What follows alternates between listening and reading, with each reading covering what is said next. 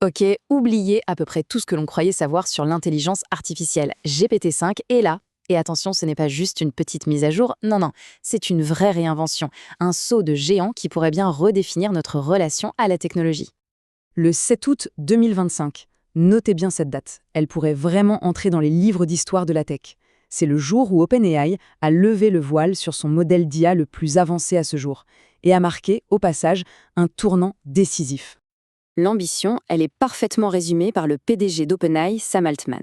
Il dit « avoir une équipe d'experts de niveau doctorat dans sa poche ».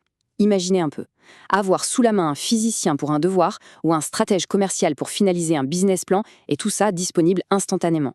C'est assez vertigineux. Alors, comment est-ce qu'on va décortiquer cette révolution? D'abord, on va voir pourquoi c'est un tel chamboulement. Ensuite, on va plonger dans le cerveau de la machine pour comprendre sa nouvelle façon de raisonner. Puis, on verra comment il devient un partenaire plus fiable, comment il va s'intégrer dans notre quotidien. Et pour finir, on se posera la question « et après ?» Allez, on commence par le commencement, cette fameuse révolution annoncée. Parce qu'on insiste, il ne s'agit pas d'une simple évolution, on parle bien du début d'une toute nouvelle ère pour l'intelligence artificielle.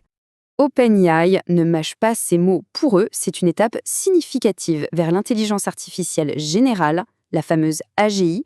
C'est un peu le Graal de la recherche en IA. Fini les IA qui ne savent faire qu'une seule chose. Une AGI, elle, pourrait apprendre la physique, composer une symphonie ou planifier une mission spatiale. Un peu comme un humain polyvalent, mais avec une puissance de calcul, disons, décuplée. Mais alors, qu'est-ce qu'il y a de si différent sous le capot? Allons voir ce qui se passe dans le cerveau de GPT-5. Ce qui change tout, ce n'est pas juste une question de puissance en plus, c'est une toute nouvelle manière de penser. 5 sur 6. Non, ce n'est pas une note d'interro. C'est le score obtenu par GPT-5 face à des problèmes des Olympiades internationales de mathématiques. Et ces problèmes sont connus pour être extrêmement difficiles. Là, il ne s'agit plus de simples calculs, mais de pur raisonnement abstrait. Une capacité qu'on pensait vraiment réservée à l'esprit humain. Son secret, c'est ce qu'OpenAI appelle un modèle de pensée. En gros, face à un problème, GPT-5 ne fonce pas tête baissée.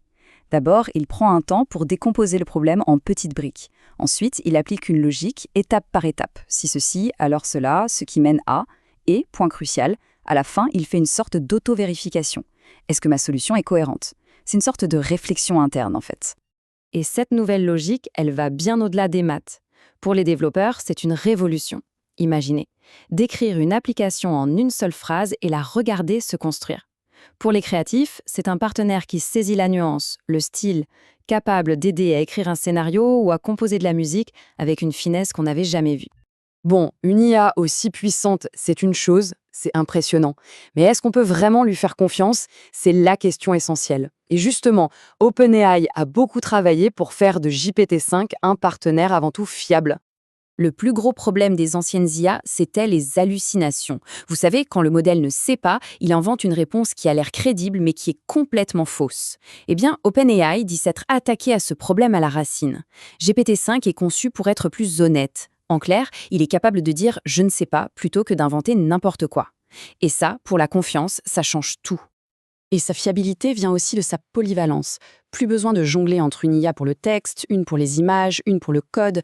GPT-5, c'est un système unifié. Il peut discuter d'une image, transformer cette discussion en code, puis générer une nouvelle image à partir de ce même code. Tout est lié, tout communique.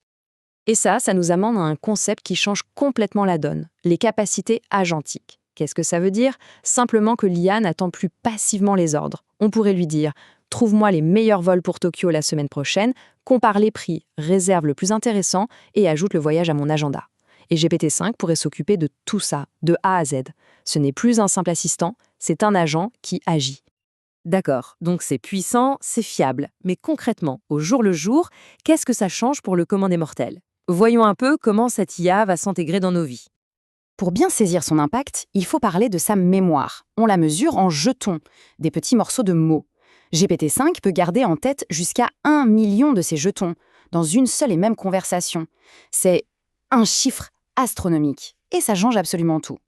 Pour que ce soit plus parlant, 1 million de jetons, c'est l'équivalent de la mémoire de 5 romans entiers. En gros, il peut se souvenir du tout début de la conversation, même des heures plus tard, ce qui rend l'échange incroyablement fluide, naturel et pertinent. Et le plus fou dans tout ça, c'est que cette puissance, elle n'est pas réservée à une poignée d'élus. Elle sera accessible à tous. Accès illimité, même pour les utilisateurs gratuits de ChatGPT. Bien sûr, les développeurs y auront accès via l'API et elle sera intégrée un peu partout grâce à Microsoft Copilot. L'objectif est clair, mettre cette technologie entre toutes les mains. Tout ça nous amène logiquement à la question finale. Et demain, quel horizon se dessine avec une intelligence pareille? Le vrai changement, il est là. GPT-5 n'est plus simplement un outil qu'on consulte comme un moteur de recherche, c'est un partenaire. Un partenaire qui anticipe, qui collabore, qui s'intègre à notre façon de travailler et de vivre. C'est carrément notre relation à la machine qui est en train de se réécrire. Ce qui nous laisse avec cette question un peu vertigineuse. Avec une IA capable de raisonner, d'agir et de comprendre à un tel niveau, est-ce que l'intelligence artificielle générale, ce rêve qui semblait si lointain, n'est finalement plus de la science-fiction?